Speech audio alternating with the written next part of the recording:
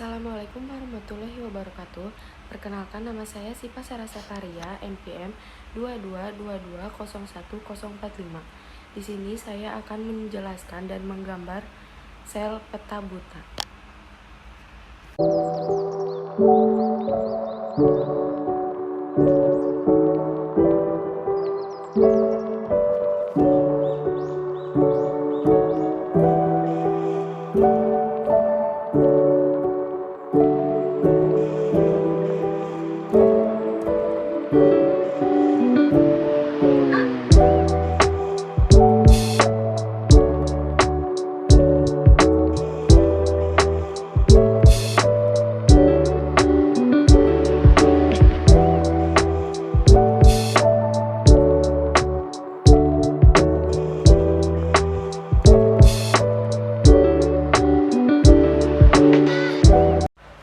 Halo guys, di sini saya akan menjelaskan fungsi-fungsi dari sel peta buta. Yang pertama ada vesikel pinositotik, berfungsi dalam bentuk transport molekul dari luar ke dalam sel yang berbentuk cairan. Yang kedua ada lisosom. Lisosom adalah organel sel yang berbentuk seperti kantong yang terikat pada membran sel dan berisi kandung enzim hidrolitik. Yang ketiga ada vesikel Golgi, merupakan sebuah badan terikat membran yang terbentuk oleh tunas dari badan Golgi. Fungsinya untuk ekstresi, terutama pada sel-sel kelenjar.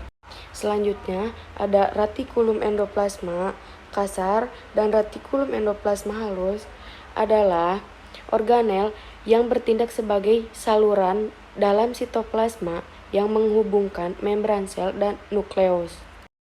Fungsi retikulum endoplasma sebagai sintetis protein.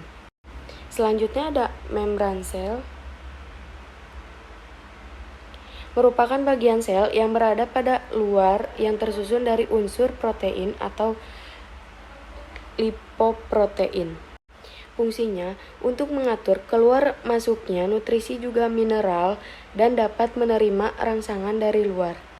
Selanjutnya ada mitokondria, sebagai penghasil energi membantu detoksifikasi anomia hingga berperan dalam proses kematian sel. Aparatus Golgi merupakan kantung pipi bertumpuk yang tersusun dari ukuran terbesar hingga terkecil dan terikat membran. Fungsinya untuk memproses dan mengolah protein.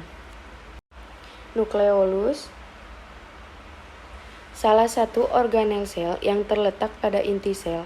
Fungsinya mengatur berjalannya kinerja sel dan penurunan gen. Ada nukleus. Nukleus adalah organel berbentuk bulat atau lonjong yang terdapat di tengah atau bagian tepi sel.